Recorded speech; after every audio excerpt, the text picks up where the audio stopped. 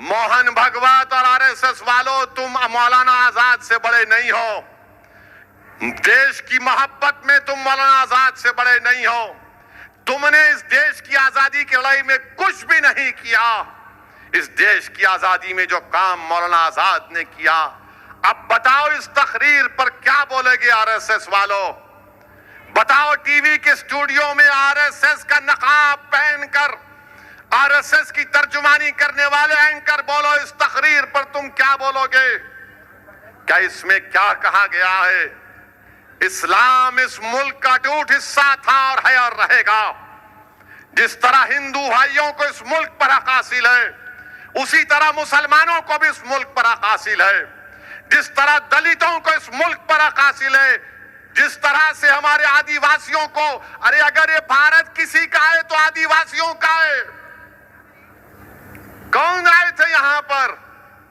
ये सब के सब जो आज सुप्रीमेसी ऑफ इस्लाम की बात करते हैं, ये आरएसएस वाले आर्यन सुप्रीमेसी की आदी हैं। जितना हक इस्लाम को इस भारत की सरजमीन पर है, उतना ही हक है जितना हमारे हिंदू भाइयों को है।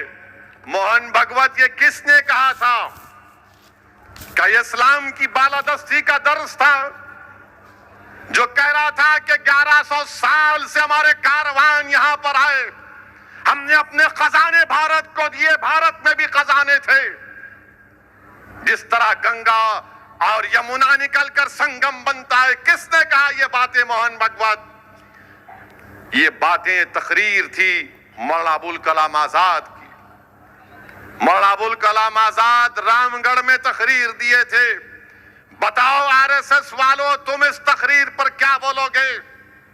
ये वो मौलाना अबुल कलाम आजाद है जिसने इस मुल्क के लिए 100 मरतबा जेल को गए, मसाइब और मुश्किलात को उठाया, उनकी दौलत को छीन लिया गया, और जब मुल्क आजाद हुआ तो मौलाना आजाद को इस भारत का सबसे पहले तालीम का, एजुकेशन का मिनिस्टर बनाया गया।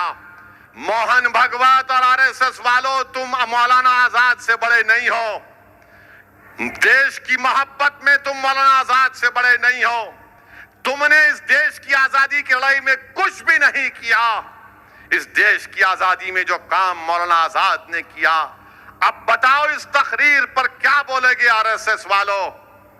बताओ टीवी के स्टूडियो में आरएसएस का नकाब पहनकर आरएसएस की तर्जुमानी करने वाले एंकर, बोलो इस तकरीर पर तुम क्या बोलोगे? क्या इसमें क्या कहा गया है? इस्लाम इस मुल्क का अटूट हिस्सा था और है और रहेगा। जिस तरह हिंदू भाइयों को इस मुल्क पर हक हासिल है, उसी तरह मुसलमानों को भी इस मुल्क पर हक हासिल है। जिस तरह दलितों को इस मुल्क पर हक हासिल है, जिस तरह से हमारे आदिवासियों को, अरे अगर ये भारत किसी का है तो आदिवासियों का है।